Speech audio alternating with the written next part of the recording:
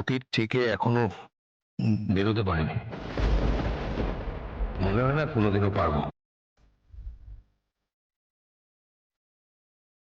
ও অপু, তুই আজকে সন্ধ্যে হতে না হতেই ফিরে এলি? তোর বাবা বাড়ি ফিরে দেখে খুব খুশি হয়ে যাবে। এই, আর স্যার টিফিন খেয়ে কি বললেন?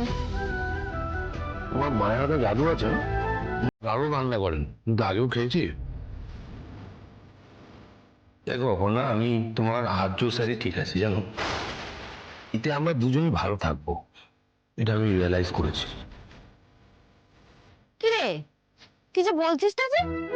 টিফিন খেয়ে কি বললেন আর্য স্যার? ভালো তো, ভালো বললেন, খেয়েছেন ভালো, শুধু ভালো? কি গো, কে আবার কি ভালো বললো শুনি? ওই আর্য স্যারের জন্য একটু টিফিন পাঠিয়েছিলাম, ভালো বলেছে। আর্য স্যারের জন্য তুমি আবার কখন? কি রান্না করেছো গো মা? খুব খুব সুন্দর গন্ধ বেরিয়েছে। গন্ধ বেরিয়েছে? গন্ধ বেরোনোর মতো আবার কি করলাম রে? তো কুমড়োর ছক্কা বসিয়েছি। কুমড়োর ছক্কা? আরে কুমড়ো তো তোমার হাতে পড়লে কুমড়োরই স্বাদ বদলে যায়। দেখি কোথায়? এই দাঁড়া দাঁড়া দাঁড়া, তুমি বাবা রে, এই অফিস থেকে ফিরলি এখনো হাত মুখ ধুসনি? যা তুই যা, বিশ্রাম নিবি যা। আরে বাবা হাত মুখ ধোবে তো, বাবা হয়ে যাক তারপর আমি এখন বিশ্রাম কি করে নেবো? আমার একটা রিপোর্ট রেডি করার আছে, অনেক কাজ মা। তুমি একটা কাজ করো, তুমি আমি চা বানিয়ে দাও তো। যা, আমি সবার জন্যই চা বসাবো। হ্যাঁ, একটু তাড়াতাড়ি করো তো মা।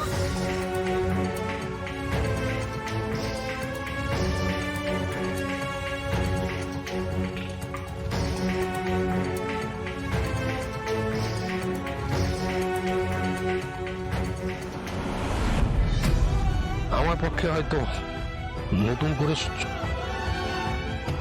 আর কিছুই শুরু করা সম্ভব নয়। না, এসব নিয়ে আমি যত ভাববো তত অশান্তি বাড়বে। আমাকে মন থেকে এসব সরিয়ে ফেলতে হবে, কাজে মন দিতে হবে। কি রে অপু, কাজ আছে বললি, দিয়ে ল্যাপটপ খুলে বসলি, তারপর আবার জামা কাপড় গোছাতে শুরু করলি কেন?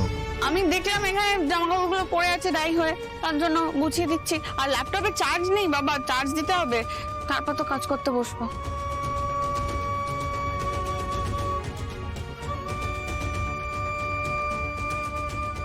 কিছু তো ঠিক নেই, কিছু তো একটা হয়েছে যেটা অপু খুলে বলছে না। কি হয়েছে ওর? অন্যমনস্ক, ভেতরে ভেতরে অস্থির হয়ে আছে মনে হচ্ছে।